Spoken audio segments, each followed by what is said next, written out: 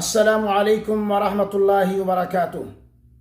حامدا و مصلیا اما بعد۔ معزز سامعین کرام و مشاہدین عظام، آج کی اس جلسے میں لے کر کے حاضر ہوں مسلم معاشرے کی حقیقت۔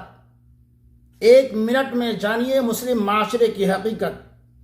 میرے بھائیوں، ہر خاندان میں ایک ایسا شخص ضرور ہوتا ہے جو سارے خاندان کو آپس میں لڑوا کر، جھگڑا فساد کروا کر یہ کہہ رہا ہوتا ہے کہ میری دلی خواہش ہے کہ سب لوگ آپس میں مل جل کر رہیں۔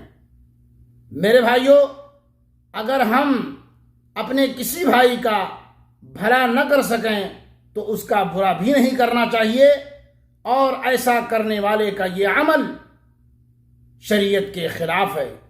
اللہ رب العالمین سے دعا ہے کہ اللہ ایسے ہمدردوں اور بہی خواہوں سے سب کو محفوظ رکھے۔ وآخر دعوانا ان الحمد للہ رب العالمین۔